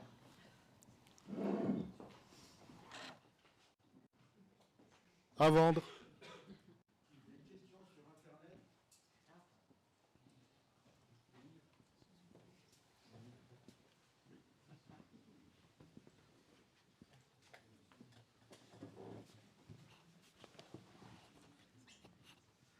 Serait-il possible d'expliquer davantage ce que vous entendez par théorie de la vie? Alors, oui, je veux bien, mais je redonne la paternité à Winnicott, c'est important, c'est lui qui l'a conceptualisé. Alors, la théorie de la vie, selon Winnicott, c'est cette idée que pour bien grandir, et en fonction des différentes étapes du développement, chez les tout-petits, chez les moyens, chez les ados, il faut, pour être heureux de vivre, pour être content, pour avoir un élan, pour aimer jouer, pour aimer s'amuser avec les autres, pour aimer apprendre des choses de ses parents, de ses enseignants, etc. J'ai besoin de me dire de manière positive ce que c'est que la vie pour moi. Et pas seulement la mort, comme on l'a cru parfois.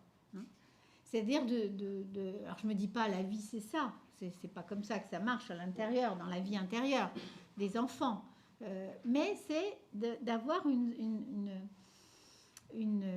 sensation de ce que c'est que la vie et le plaisir de la vie. Et les enfants qui le perdent, c'est les enfants déprimés et les enfants traumatisés. Les enfants déprimés, ils peuvent pas dire ça. Ils peuvent pas. Ils ont une théorie de la vie qui est blessée. Et pareil pour les adolescents. Donc c'est comme ça que le définit Winnicott, comme ça quelque chose de l'ordre d'une théorie de l'existence, d'une sensation d'être vivant. Il y a aussi les adolescents qui s'automutilent. Ça, c'est quelque chose de très fréquent aujourd'hui. Et bien eux, ils disent que ils s'automutilent pour se sentir exister. Donc vous voyez, il y a quelque chose qui est pas assez fort dans leur théorie de la vie. Alors du coup, ils utilisent ce subterfuge qui fait mal et tout ça, mais qui est de se faire mal pour se sentir exister. Parce que sinon, je ne me sens pas exister. Vous voyez, on voit, on le définit aussi par les moments où ça manque. Et dans une thérapie, quelle qu'elle soit, c'est souvent ça que l'on reconstitue en profondeur. Que l'adolescent, il arrive à lui-même à se dire dans sa vie intérieure, de se dire, bah ouais, ça vaut le coup, quoi. Ça vaut le coup de vivre. Mais s'il ne se le dit pas, tant qu'il ne se le dit pas, il a une théorie de la vie comme une petite flamme là qui est défaillante, vacillante. Donc c'est à la fois un concept pour Winnicott, mais c'est aussi une perception, une sensation, une expérience. Évidemment, lorsque les enfants sont contents, joyeux et que ça se développe bien, ils se l'explicitent pas. Hein. Ils n'ont pas besoin, ils le vivent. Mais quand vous ne le vivez pas, alors là, c'est là où il faut expliciter. Et c'est ce qu'on fait dans des thérapies, par exemple. Oui.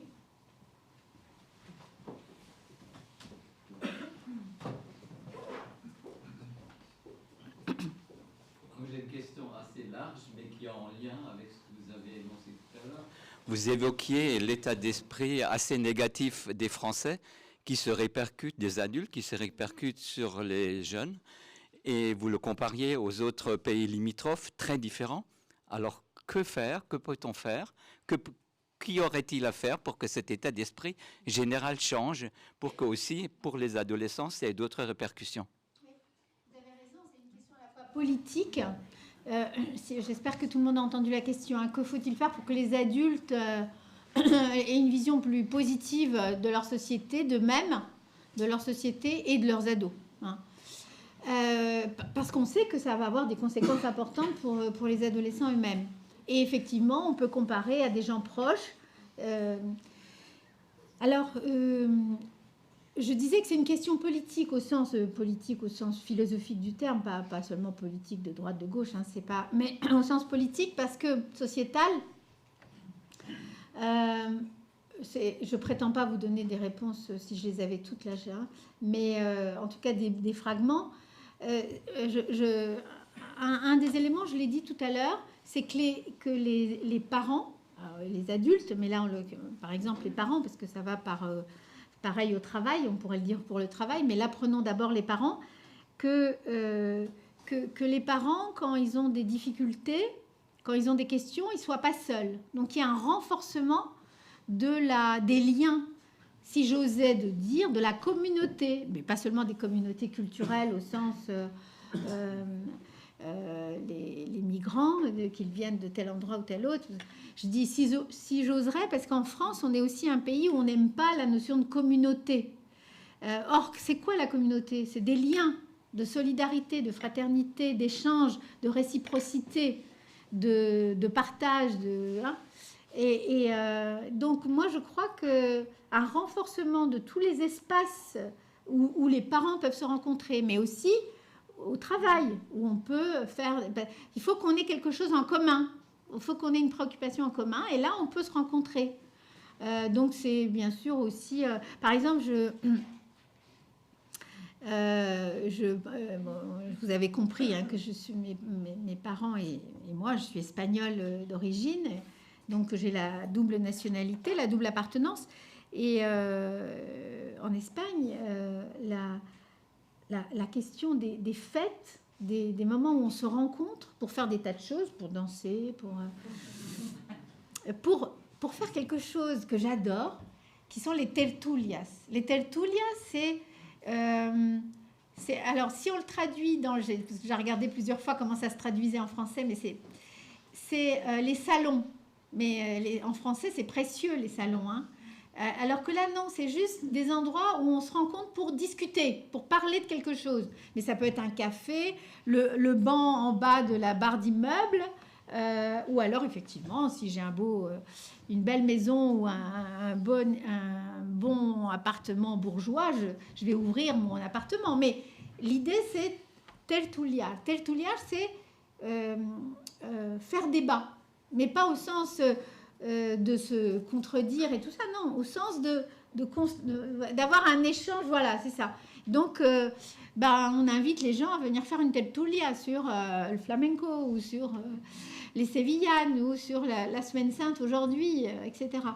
Et je prends un exemple au hasard, mais c'est cette notion de communauté et de lieu où on s'appuie les uns sur les autres.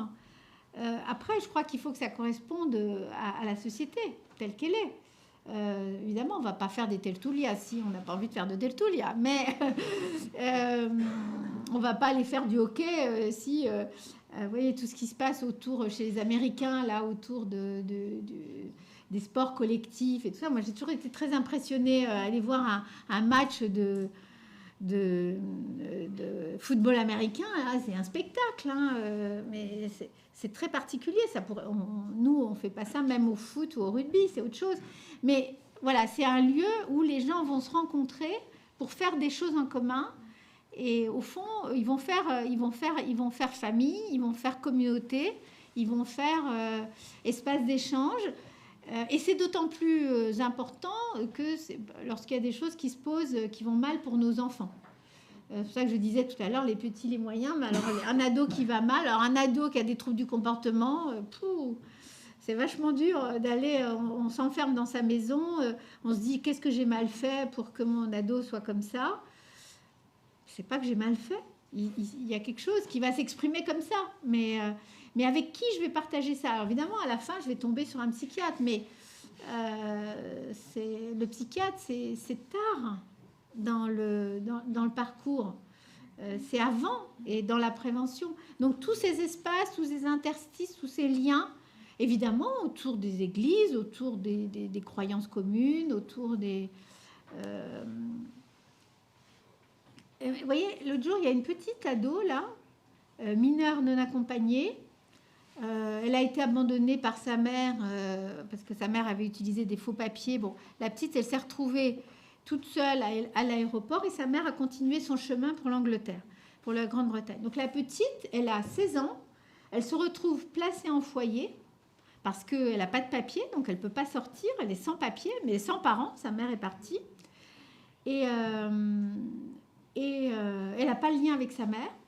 Je vous raconte toute l'histoire, mais elle se retrouve placée dans un foyer et elle est désespérée. Elle veut retourner voir sa grand-mère au Cameroun, sauf que elle n'a pas de papier. Enfin, elle est non accompagnée, quoi. Et donc il y a toute une histoire administrative, bien sûr. Et cet ado, sa grand-mère, elle est évangélique, oui. Et donc, elle sent qu'elle est en train de perdre pied dans son foyer, là. Et elle se sauve pour essayer de trouver une église pour aller prier avec d'autres gens évangéliques. Bon, elle finit par être ramenée dans son foyer. Qui ne comprend pas du tout la nécessité qu'elle aille prier le dimanche avec les évangéliques et danser, parce que c'est une église évangélique très... où il y a des transes, il y a des tas de choses comme ça qui sont faites. Et nous, on comprend tellement mal cette question qu'on est laïque, en plus, comme disaient les éducateurs du foyer. Et donc, la petite, elle comprend que ça non plus, elle ne pourra pas l'utiliser. Et elle se laisse mourir, quoi. Et un jour, elle passe à côté de la Seine, elle se jette dans l'eau. Et c'est comme ça qu'on la retrouve à l'hôpital et qu'on l'hospitalise. Elle s'est jetée dans la Seine, quand même. Hein. Heureusement que son éducateur... et qu'elle savait nager. Mais elle s'est jetée dans la Seine. Et donc, on a repris un peu le parcours et tout ça. Bon, on a fait le travail qu'on devait faire, mais...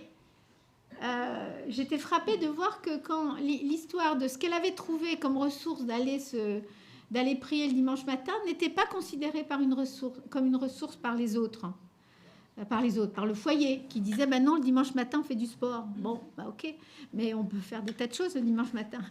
Mais c'est la question de la communauté et de qu'est-ce qui me relie à l'autre. Et elle avait perdu, quoi. Elle avait trouvé que ça, mais ça lui avait été interdit d'une certaine façon. Pourquoi ? Parce qu'on ne partage pas la même idée. Et donc, pourquoi je raconte ça ? Ben oui, enfin, c'était pas pour les parents, mais c'est pour la question de la notion de communauté, quoi. Je crois que croire en la capacité qu'on peut faire lien, on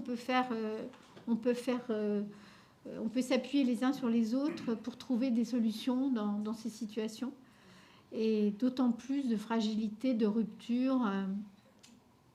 Une autre mineure non accompagnée, un garçon afghan qui lui aussi avait perdu l'envie de vivre après avoir traversé toute l'Europe. Et il arrive à la consultation et il dit, je lui dis, mais qu'est-ce qu'on peut faire pour toi, jeune homme ? Qu'est-ce qu'on pourrait faire de bien pour toi ? Et il dit... me donner un téléphone portable pour appeler ma mère, qui était réfugiée en Iran. Ah, je dis, bah, c'est très facile, ça. Tu connais le numéro de téléphone de ta mère ou de quelqu'un autour de ta mère ? Je dis, oui, je le sais par cœur, je l'ai dans ma tête. Bah, c'est facile, ça. Au foyer, tu vas appeler ta mère. Puis, sinon, on va te trouver un téléphone portable pour que tu puisses appeler ta mère. Et là, le travailleur social qui l'accompagne me dit, mais non, il est mineur non accompagné, il ne peut pas avoir de lien. Je dis, comment il ne peut pas avoir de lien ? Mais c'est la seule chose qui peut le soigner. Il est désespéré, il a plus de... Vous voyez, les liens. Et les liens, bah, on les invente parce que ça dépend, chaque enfant est pas différent. Les liens. Mais c'est pareil pour les adultes. Votre question concernait les adultes et la société. Les liens, qu'est-ce qu'on fait ? Liens. Et je crois qu'il faut... Et je pense qu'effectivement, hein, même si on les compare aux Italiens, aux Espagnols ou aux Allemands que je parlais tout à l'heure, en tout cas dans ces études, on est beaucoup moins, on est plus individualiste et moins communautaire que toutes ces sociétés qui sont pourtant très proches de la société française, mais pourtant un peu différentes.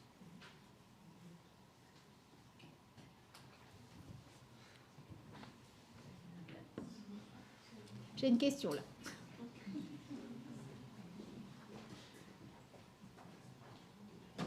Oui, je voulais d'abord juste apporter un tout petit commentaire pour dire qu'il me semblait que, juste en post-Covid, nous, les Français, nous avions des raisons, et les enfants aussi, d'être particulièrement déprimés et déçus parce que la politique, justement, qui a été menée vis-à-vis de nous était très infantilisante, injuste, dans cette idée qu'on ne faisait pas confiance pour sortir, qu'on n'avait pas le droit de sortir, qu'il fallait signer des papiers, etc. Et que ça peut-être aussi contribuer à la fois pour nous, puis pour les enfants, entre autres, hein, bien sûr qu'il y a peut-être d'autres choses, mais je trouve, en tout cas moi, autour de moi, c'est comme ça que j'avais un petit peu vécu, de se sentir tellement impuissant et infantilisé par le gouvernement, et que finalement, on n'a pas, je me dis, si ça arrive de nouveau, moi je descends dans la rue, qu'on ne nous traite pas comme ça, en ne nous faisant pas confiance. Alors, moi, je ne suis pas sûre d'être d'accord avec vous, mais en Oui. tout cas, c'était déjà vrai avant Covid. Oui. Et puis, la politique Covid, elle a été très proche en Italie, en Espagne, de la France. L'Allemagne, je ne sais pas dire. Non, c'était différent en Allemagne. C'était différent. C'était la même. Ah oui. Ouais. Bon. Mais bon, après, chacun... Par contre, que vous puissiez, ou que des gens autour de vous ont pu le vivre comme ça se discute pas, c'est sûr. Mais collectivement, je pense que malheureusement, les études, encore une fois, elles étaient vraies avant Covid. Mais si on regarde les grandes études épidémiologiques, le Covid nous a particulièrement désespérés quand même. Alors, on était déjà bien désespérés, quoi. Du coup, mais elle nous a bien désespérés, pas mal désespérés. Et moi, je voulais que vous expliquiez un petit peu plus ces thérapies multifamiliales. J'avoue que je ne connaissais pas beaucoup. Alors, peut-être que pour les plus professionnels, moi je suis orthophoniste, mais pour les professionnels plus de l'éducation, c'est plus connu. Mais est-ce que vous pouvez nous développer un tout petit peu Alors, plus? pour les professionnels de la santé, peut-être. Alors, je suis contente de vous l'avoir appris parce que c'est vraiment quelque chose de passionnant. Alors, donc, je vous dis, ça vient, il y a eu 2 écoles. Une école en Grande-Bretagne, au Moseley, et une école en Argentine. C'est l'idée que l'on met ensemble, vous voyez la thérapie unifamiliale, une famille avec un enfant, par exemple, qui a un symptôme. Et on considère, par exemple, pour l'anorexie, c'est très efficace, la thérapie unifamiliale, que l'anorexie de la jeune fille, elle lui appartient, mais elle a cause et conséquences dans la famille, quoi. Et que la famille est une ressource aussi. Parce que dans les thérapies familiales, il y a quand même l'idée, ça c'est très important à retenir, que la famille est une ressource. C'est-à-dire, peut-être qu'il y a des choses qui ont dysfonctionné, mais la famille est une ressource, là. Hein. Donc, il y a les thérapies unifamiliales qui existent depuis les années 45-50, juste en post-guerre. Et puis, donc, dans les années 80, ils ont, alors, pour des raisons différentes, d'ailleurs en Grande-Bretagne ou en Argentine, ils se sont dit, oui, mais au fond, si la thérapie familiale, elle marche, si on est persuadé aussi que les familles peuvent s'appuyer, c'est un peu la psychiatrie communautaire, peuvent s'appuyer les unes sur les autres, confrontées à des difficultés, elles mettent en branle, si j'ose dire, des ressources communes face à ces difficultés, alors pourquoi on n'imaginerait pas des thérapies multifamiliales, c'est-à-dire on prend 5-6 familles, rarement plus, familles qui ont en commun, il faut qu'elles aient quelque chose en commun, qui est la souffrance, telle ou telle souffrance. Alors nous, on le fait avec l'anorexie des adolescents, filles ou garçons, et on le fait avec le retard scolaire anxieux, la phobie scolaire, le retrait scolaire anxieux, hein, les adolescents qui n'arrivent pas à aller à l'école. Nous, on fait avec ces 2 types d'enfants. Mais j'ai un ami à Créteil qui le fait avec les enfants qui ont des troubles du comportement. Donc ça peut se faire avec des tas de... Mais il faut que ces familles aient en commun une question, une difficulté, parce que sinon, on ne peut pas travailler sur les ressources. Donc, nous, on fait, voilà, tous les jeudis matins en alternance. Donc, il y a 6 familles qui sont conviées. Il y a en général à peu près 10 séances qui sont faites en multifamilial. Puis après, on voit en fonction. Il y en a qui sont guéris, il y en a qui sont améliorés, il y en a pour lesquels c'était pas suffisant. Donc tout ça, donc on décide avec les familles comment, s'il faut continuer, comment on continue. Mais on se rend compte que pour certaines situations très complexes, où on avait eu du mal à mobiliser pendant des mois, voire des années, ces thérapies multifamiliales ouvrent des perspectives absolument incroyables, ouvrent le système. Et donc, on les met ensemble. Alors, nous, on fait par demi-journée avec des repas. Pour les anorexiques, on fait jusqu'au repas. Pour les autres, on fait parfois des goûters plutôt pour les adolescents qui ont une phobie scolaire. Mais donc, on accueille les familles. Alors, il y a des thérapeutes pour 6 familles. Alors, nous, il y a des petites variantes, mais pour nous, famille, c'est la famille qui décide qui est la famille. C'est-à-dire, les puristes, ils disent c'est le père, la mère et l'enfant. Nous, comme on est très influencés par le transculturel, on dit la famille, c'est vous qui décidez qui fait famille. Donc ça peut être le père, la mère, l'enfant. Il peut y avoir un frère, une sœur, mais il peut y avoir une belle-mère, un beau-père, une grand-mère, un grand-père, je ne sais pas, on décide. Et enfin, un ami ? Ah non, pas jusque-là. Moi, en transculturel, oui. Mais pas... Non, parce que là, c'est des familles de différentes cultures. Oui, non, on ne le fait pas. Mais, parce qu'il faut apprendre à faire ça lorsqu'on met des gens extérieurs aux familles. Mais je vous dis, on le fait en transculturel, mais on ne le fait pas dans ces multifamiliales. Donc là, c'est la famille telle qu'elle a été définie par l'adolescent et sa famille. Et donc, il s'engage à venir sur 8 à 10 séances, ça dépend. En moyenne, c'est 10 séances. Et donc, il s'engage à venir... c'est long, parce que ça commence à 9h, ça finit vers 13h. Enfin, même un peu plus tard, lorsqu'il y a repas. Et il y a... Alors, c'est 4-5 heures, donc finalement, ensemble. Et oui, il y a à peu près... il y a pour ces 6 familles, 4 thérapeutes formés et 1 ou 2 qui observent et qui n'interviennent pas. Oui, ça fait 6 thérapeutes. Ça fait 1 par famille, quoi. Et pourquoi il faut qu'il y ait des gens qui observent ? Parce qu'il y en a qui doivent, ne pas être pris dans les interactions et être capables de faire des propositions. C'est un peu une sorte presque de supervision, mais il est là, il peut faire des choses, bien sûr, si on lui pose des questions de ça, mais c'est pas lui qui anime la séance. Et donc, il y a des choses où on parle, où on exprime les difficultés, on raconte comment chacun fait, etc. Et puis, il y a des activités. Dans les activités, on fait circuler tout le monde. On va mettre les mères ensemble, les pères ensemble, les grands-pères ensemble, les enfants ensemble, etc. Et il va se passer quelque chose, et après, il va y avoir une restitution. Par exemple, tous les enfants ensemble, ils discutent, ils jouent, ils reviennent, et puis, dans la restitution, ils disent... nous, on a remarqué qu'il y a quelque chose en commun pour tous nos parents, c'est que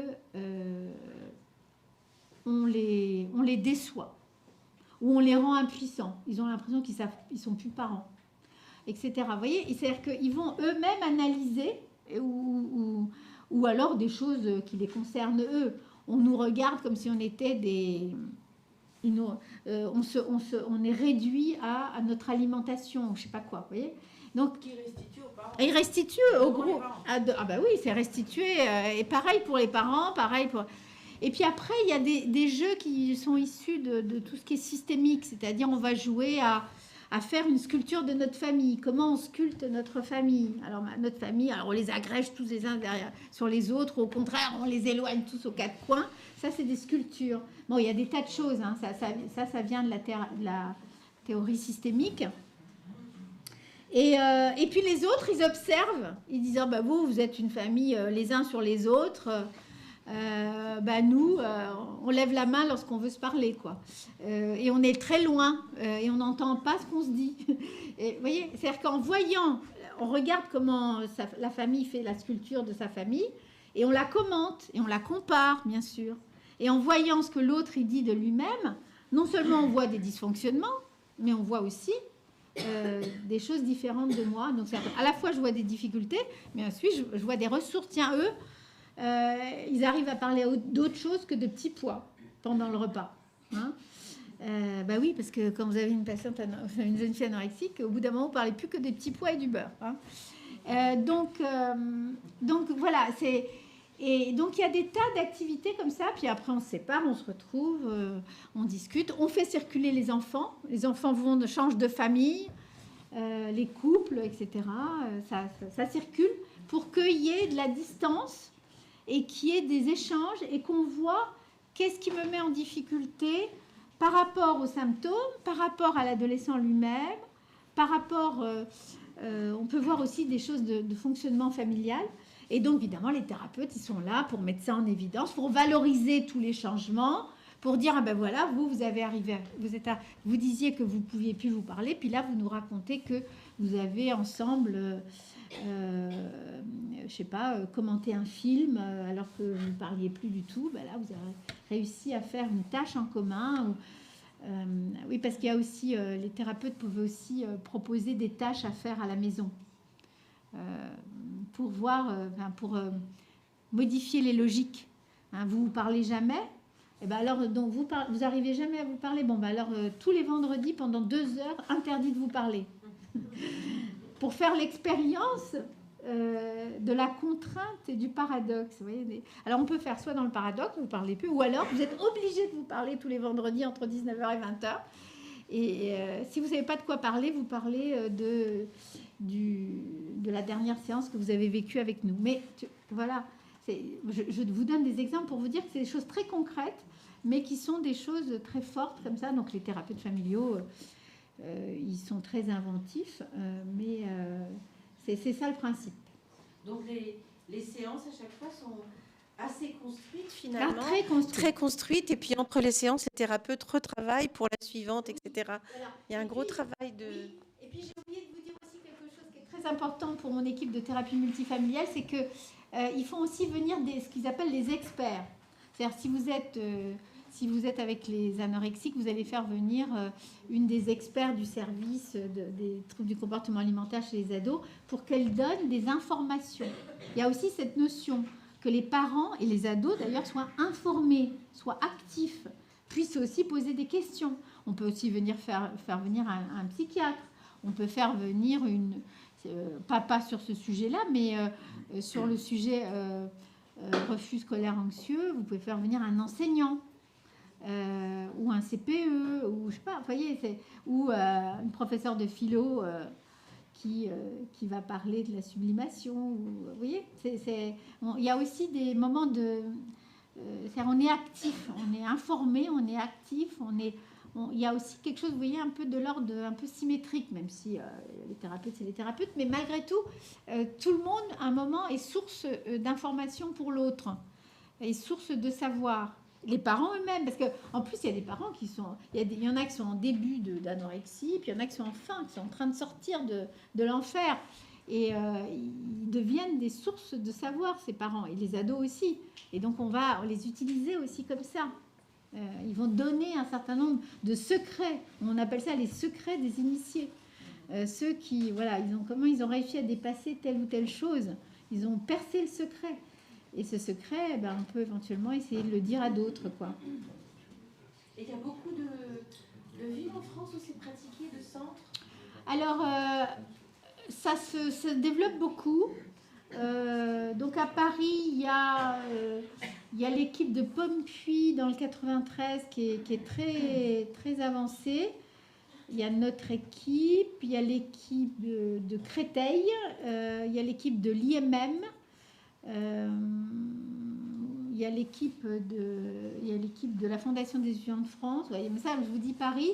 Je sais qu'il y en a en province aussi. Mais par exemple, Strasbourg, je sais qu'il y a de la thérapie familiale, mais je ne sais pas si c'est de la thérapie multifamiliale. Non. Ben, ça va venir, hein, parce que c'est vraiment quelque chose de... Ouais, c'est vraiment beau. Hein. C'est intéressant. Ouais. Mais c'est très structuré. Hein. De toute façon, pour mettre 6 familles ensemble et 6 thérapeutes... À moins qu'il y ait une dernière question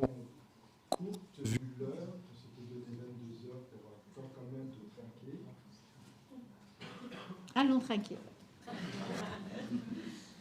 Ok, bah écoutez, Merci bien. Un grand merci. Je pense que vous avez pu tous goûter comme moi la rare occasion de pouvoir comprendre tout ce qu'un psychanalyste peut dire.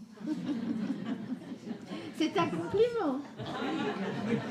C'est une rareté.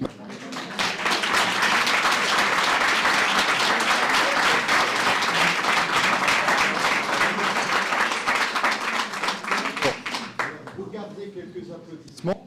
C'est fini pour ce soir, mais c'est pas fini avec Madame Maud. Non, vous n'avez pas fini avec moi. Pour ceux qui le souhaitent, on se retrouve demain ici et non pas à l'amphithéâtre comme c'est annoncé par ailleurs. On se retrouve ici à 9h, de 9h à 12h pour une rencontre débat autour des enfants et des migrants. Oui, demain. Avec Madame Maud. Pour ceux qui ne reviennent pas, notre prochaine soirée est prévue le 3 février.